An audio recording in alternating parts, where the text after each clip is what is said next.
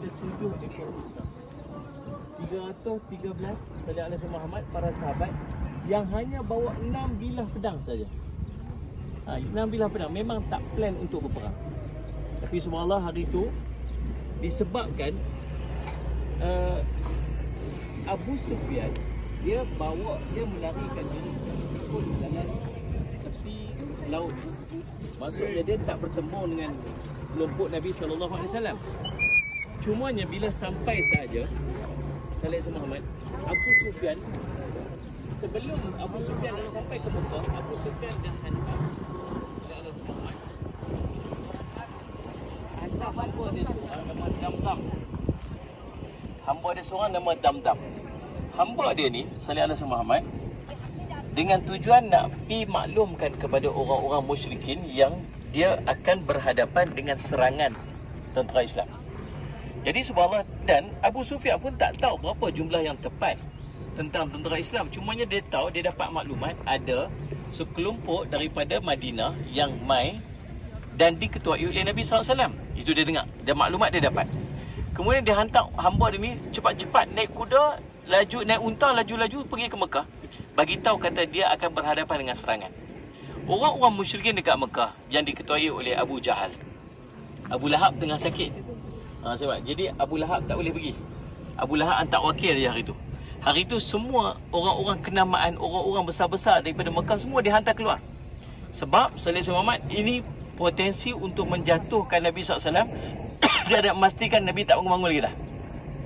Maka dihantar orang-orang besar-besar. Semua kepimpinan Mekah semua hantar pergi.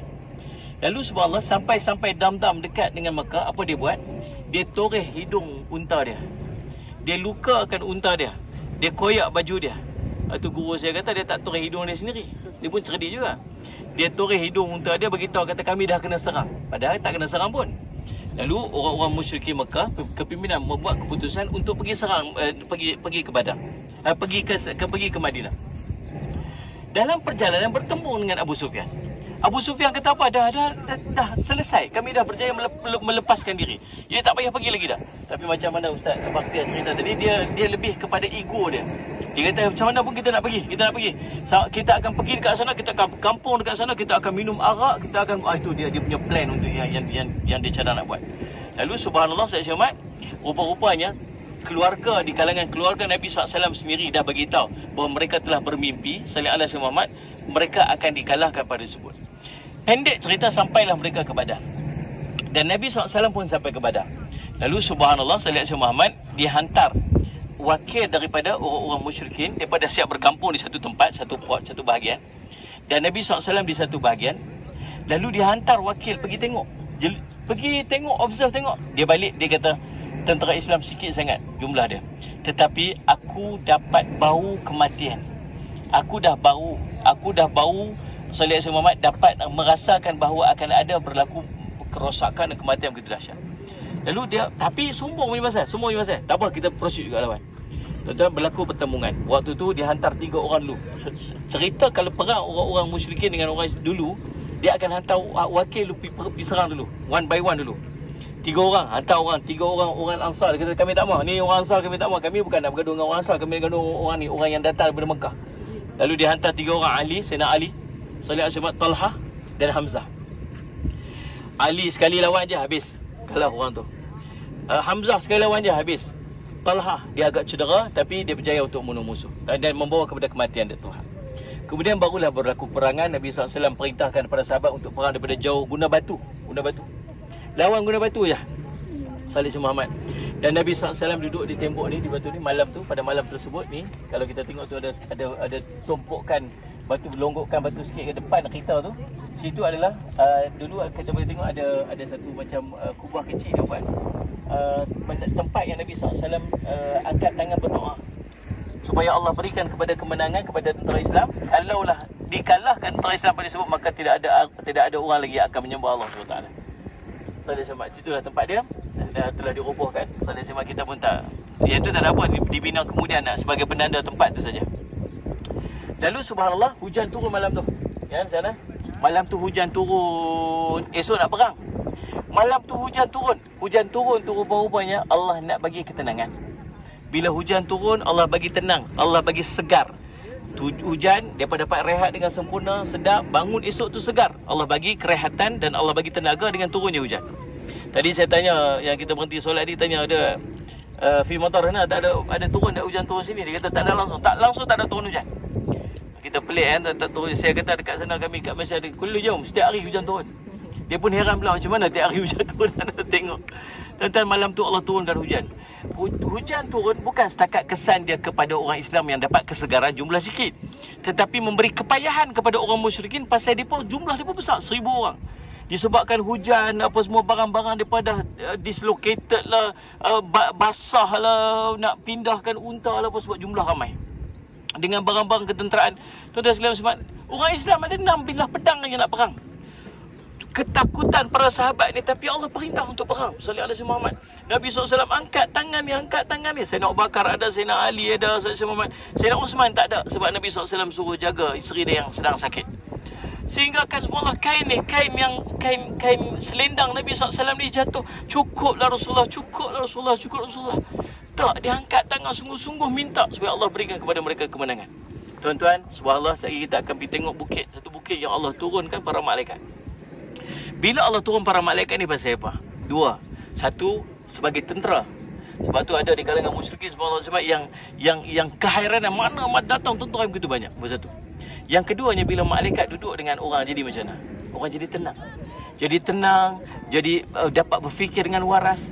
Kalau malaikat tak duduk dengan orang, siapa yang akan duduk? Syaitan.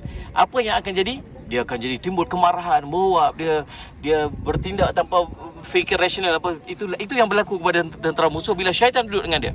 Orang Islam, para malaikat duduk dengan mereka. Subhanallah, tuan-tuan. Dan malaikat turun pada bukit yang sekali kita akan pergi, namanya bukit malaikat. Subhanallah, tuan-tuan sekalian, maka berlaku pertemuan dan akhirnya berlaku kekalahan di pihak Sayyid musyrikin. Ada 2 orang, tuan-tuan sekalian, nama Muaz dengan Muawiz, 2 budak. Muaz dan Muawiz ni, tuan-tuan, dia budak-budak lagi, budak-budak yang mungkin besar ni 11-12 tahun. 10-11 tahun. Dia kalau nak pergi perang dia mesti umur 15 ke atas. Tapi ini bawah 15. Sehingga dalam cerita riwayat dia pegang pedang pun seret lagi ni. Subhanallah. Tapi nak pergi berperang, Nabi SAW tak pergi perang. Dia tak boleh, kamu tak boleh perang. Tunjuk. Bapak dia kata, Ustaz Syamat, pergi tengok, pergi challenge tengok, lawan depan pun Nabi SAW. Oh, punya hebat, kuat semangat Nabi SAW masuk perang.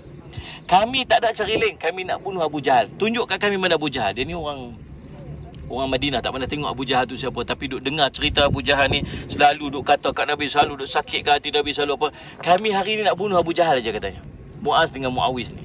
Lalu subhanallah, tuan-tuan, sallallahu alaihi Muhammad, dia pun masuk dalam perang, menjelang nak budak-budak. Dia pun orang tak heran sangat. Dia menjelang nak masuk, dia jumpa dengan Sayyidina Osman bin Affan radhiyallahu anhu. Wahai Sayyidina Osman, wahai tuan, tunjuk kat kami ni mana Abu Jahal, kami nak tahu. Dia kata, kamu nak buat apa? Kami nak bunuh dia. Sallallahu Muhammad kata, mana dia? Tengok ada satu pokok, Sallallahu Muhammad, dia duduk kat situ. Dia sedang memberi arahan kepada tentera-tentera dia. Kata, tu yang tu nampak tu. Dia masuk minat juga. Sallallahu Muhammad seorangnya, bila berhadapan saja, dia ambil pedang, dia hayun pedang ke kaki kuda dan ke kaki Sallallahu Muhammad Abu Jahal. Lalu Abu Jahal jatuh. Sallallahu Muhammad, bila Abu Jahal jatuh, seorang lagi cuba untuk mencederakan. Datang Allahumma salli ala Sayyidina Muhammad, anak Abu Jahal, apa nama dia? Ikrimah bin Abi Jahal. Ikrimah subhanallah, nampak dia hayun pedang ke tangan Sallallahu Muawiz sampai terpotong lengan dia. Seorang dah cedera, dah syahid. Ni yang tangan terpotong ni, lari pergi dekat Nabi SAW dalam keadaan tangan ni ganggu, rasa lambat sangat, pijak tangan tu, cabut bagi putus bang. Saya pergi jumpa Nabi SAW nak menyampaikan berita gembira yang subhanallah Sayyid Abu Jahal telah pun terbunuh. Subhanallah.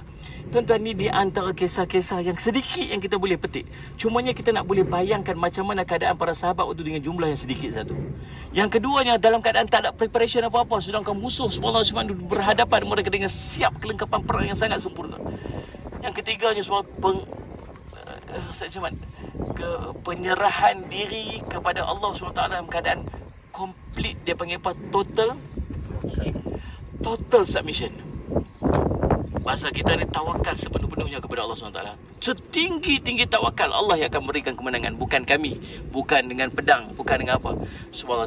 Sebab itulah, inilah yang berlaku dekat sini. Dan akhirnya Allah memberikan kemenangan. Tentera Islam ada 14 orang yang syahid, dan Nabi SAW sangat meraihkan tentera-tentera Badar ni. Mereka ni dikira sebagai ahli syurga dah. Sebab tu kalau apa-apa berlaku, ada kesilapan berlaku, Nabi kata ni ahli Badar, ni orang yang pernah pergi Badar. Sebab apa? Sebab walau dalam situasi mereka tak pernah mengalah. Waktu tu bila berlaku ni, nak buat keputusan ni, nak pergi perang ataupun tidak. Sebab yang duduk dengan Nabi SAW ni orang Ansar. Orang Ansar ni bukan ada masalah dengan orang sana. Orang Ansar ni adalah orang yang duduk dekat sini. Kemudian orang tentera orang Muhajirin mai duduk dengan depa. Tiba-tiba nak pergi perang bagi pihak orang Muhajirin. Kalau kita macam ni punya pasal lah, saya pun nak ni. Lepas tu nak pergi perang, Nabi SAW tanya, wahai Rasulullah, kalau kamu suruh campakkan kuda-kuda kami dalam laut pun kami akan buat, wahai Rasulullah. Jom kita pergi perang. Tuan-tuan, dan Allah berikan kemenangan, saling semat berkat daripada tawakal mereka yang bertinggi, penyerahan sungguh-sungguh diri kepada Allah SWT, dan keyakinan bahawa Allah akan berikan kemenangan kepada pihak yang benar.